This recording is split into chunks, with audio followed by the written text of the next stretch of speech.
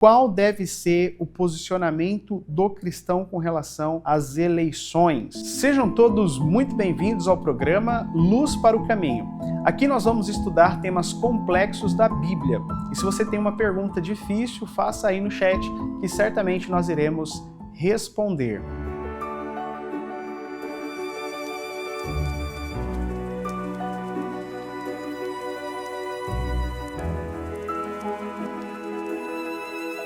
E a pergunta dessa semana é uma pergunta muito importante. Temos aqui o nosso ouvinte José Lima e a pergunta dele é: estamos em ano eleitoral, qual deve ser o posicionamento do cristão com relação às eleições? A Bíblia fala alguma coisa sobre isso? O que nós podemos defender com relação ao posicionamento do cristão frente a política? Então, se você quer realmente entender esse tema, fique aí para entender o que nós vamos estudar no programa Luz para o Caminho. Muito bem, queridos irmãos, então, para responder logo de cara a pergunta do nosso irmão, qual deve ser o posicionamento do cristão no período eleitoral? Então, o que a Bíblia nos ensina com relação a isso?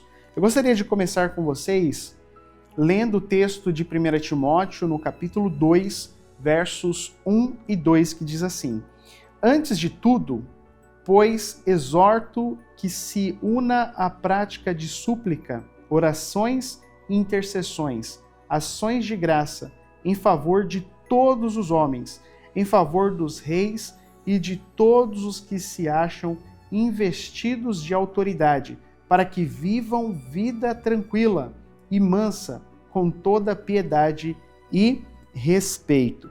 Então, segundo aqui o conselho de Paulo a Timóteo, qual que deve ser então o posicionamento do cristão? Nesse momento de eleição, devemos orar pelas nossas autoridades. Orar para que as pessoas que ocuparão os cargos de autoridade não façam leis que vá contra a vontade de Deus. Então, esse deve ser o posicionamento do cristão. Agora, eu imagino que o nosso ouvinte gostaria de saber se o cristão deve ter uma participação ativa, né, em preferência de candidatos, em votar. Eu imagino que a pergunta dele também abrange um pouquinho sobre isso. Então, para responder melhor essa pergunta, nós temos que entender qual que é o posicionamento bíblico a este respeito, né? E aí nós precisamos fazer um levantamento histórico. Nós entendemos que, como somos o povo de Deus, nós temos que agir segundo as Escrituras. E o governo de Deus, o próprio Cristo, disse que o seu reino não é deste mundo. Mas enquanto nós estamos aqui, nós temos que respeitar as autoridades. Paulo aos Romanos, ele fala a esse respeito, que nós temos que respeitar as autoridades, estar sujeitos às autoridades, desde que essas autoridades elas não venham fazer leis ou lutar contra a palavra de Deus. O próprio Pedro nos ensina que devemos realmente honrar as autoridades, mas antes temos que honrar a Deus, temos que ser obedientes a Deus. E se as autoridades não vão contra a palavra de Deus, temos que realmente respeitar as leis e tudo que os nossos governantes determinam que não vá contra a palavra de Deus, né? Bom, quando Deus tira o povo de Israel do Egito, Deus ali tem a sua forma de governo, né? Que é a teocracia, né? O governo de Deus. E quando que o povo, né, deixou de ter Deus como o seu rei, como o seu guia? Então a Bíblia nos ensina. Vamos lá para 1 Samuel.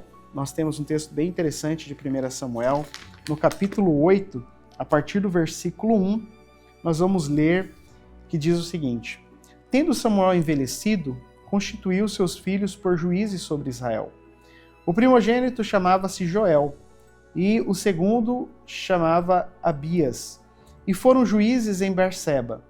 Porém seus filhos não andaram pelo caminho dele, antes se inclinavam à avareza e aceitavam subornos, e perverteram o direito. Então os anciãos todos de Israel se congregaram e vieram a Samuel a Ramá, e lhe disseram: vê, já estás velho, e teus filhos não andam pelos teus caminhos. Constitui-nos, pois, agora um rei sobre nós, para que nos governe com o tem todas as nações. É interessante que até aqui o versículo 5, nós vamos ver qual que era a situação. Então Samuel já estava envelhecido, os seus filhos começaram a ser os juízes naquela cidade, e de repente aqueles filhos não seguiram o conselho da palavra de Deus e os caminhos de seu pai. Então os anciãos da cidade se juntaram e pediram um rei. Até aquele momento, Deus era quem governava a nação de Israel.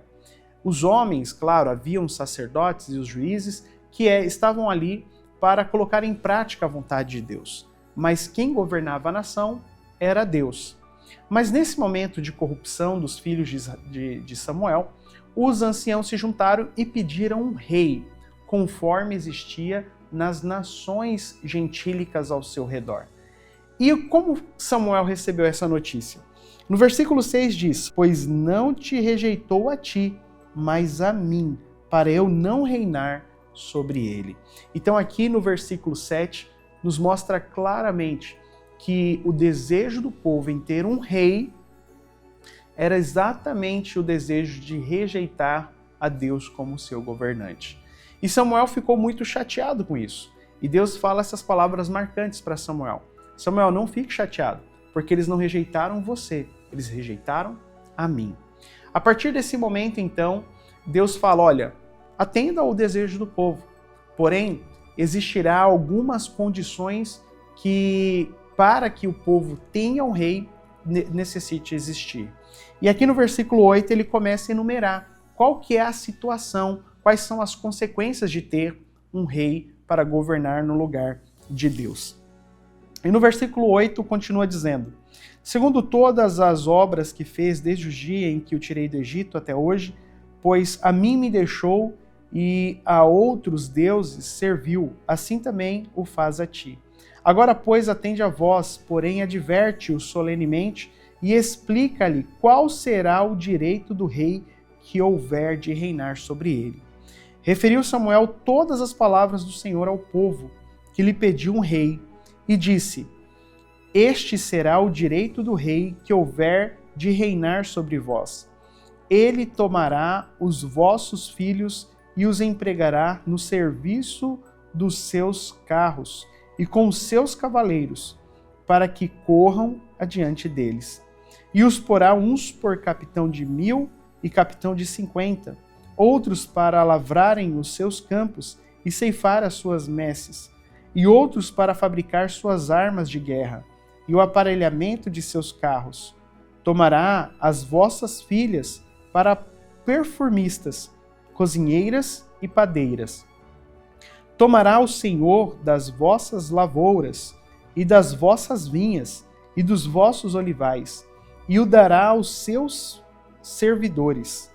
As vossas sementeiras e as vossas vinhas dizimará, para dar aos seus oficiais e aos seus servidores. Também tomará os vossos servos e as vossas servas e os vossos melhores jovens e os vossos jumentos e os empregará no seu trabalho. Dizimará o vosso rebanho e vós lhe sereis por servos. Então, naquele dia clamareis por causa do vosso rei que houverdes escolhido, mas o Senhor não vos ouvirá naquele dia. Porém, o povo não atendeu à voz de Samuel e disse: não, mas teremos um rei sobre nós. Então, Deus pediu para que Samuel alertasse o povo com relação às consequências de ter um rei para governar a nação. Até aquele momento não existia tributos a serem pagos para o rei, né? Então havia as ofertas, que era para a manutenção do santuário, e o povo cuidava das suas próprias lavouras, dos seus próprios negócios. Porém, com o advento de um rei, era necessário agora cobranças de impostos. Os filhos trabalhariam para o rei, as servas trabalhariam para o rei, e tudo ficaria a cargo de um monarca. E mesmo assim o povo rejeitou a Samuel, as palavras de Samuel, e quis de fato um rei. Então, a partir desse momento, a teocracia já não mais existe. Deus já não governaria Israel de forma direta, como era feito até aquele período. Bom, nós conhecemos a história com o advento dos reis. O povo agora sofreu diversas vezes e clamavam ao Senhor por causa dos seus monarcas. Porém, o que diz a palavra de Deus? Deus disse: não ouvireis vocês naqueles dias. Então, essa foi a consequência de ter um rei. Agora, chegando nos dias atuais, como que nós devemos lidar com essa situação? Então, segundo o conselho de Paulo a Timóteo, nós devemos orar por essas autoridades. Mas você defender um lado que você não conhece, ou até mesmo conhecendo, ou você não conhece o coração daquela pessoa, você não sabe quais leis essa pessoa vai fazer. Então, será que é confiável a um cristão dar o seu voto de confiança a um político? Será que o cristão está preparado para assumir as responsabilidades que virá com relação à escolha de um governante? Bem, voltando na história recente do nosso mundo, um dos episódios mais tristes que nós acompanhamos nos últimos 100 anos, nós temos aí a Segunda Guerra Mundial, né? E o período também do Holocausto. Mas antes de o chanceler da Alemanha, que foi Adolf Hitler, destruir a Europa com os seus argumentos e as suas ideias terríveis, as pessoas o colocaram no poder. Foi um homem que foi escolhido pelo povo, aclamado pelo povo. Inclusive, em 1938, ele foi eleito pela Forbes como o Homem do Ano. E as pessoas não sabiam do que aquele homem era capaz. Mas o resultado de colocar aquele homem no poder foi uma guerra terrível com milhões de mortes. Só de judeus na Europa, na Alemanha, cerca de 6 milhões de judeus foram mortos. Isso por causa de um voto de confiança. Agora eu pergunto a você, se Jesus disse que o nosso reino não é deste mundo, se nós não estamos realmente no final da história deste mundo, será que o papel do cristão seria se posicionar com relação à defesa de um ou outro governante? Eu fico com as palavras de Deus, com as palavras mencionadas nas Escrituras, de que o posicionamento do cristão é orar por suas autoridades, que possamos orar para que esses governantes que cheguem não façam leis para que possam ir contra a palavra de Deus. Então, que Deus abençoe cada um de vocês, espero que a resposta tenha sido respondida e aguardo vocês para o próximo programa. Se você tiver alguma dúvida, alguma pergunta complexa na Bíblia, deixa aí para que possamos responder à luz das Escrituras. Que Deus te abençoe e te dê a sua paz para isso. Amém.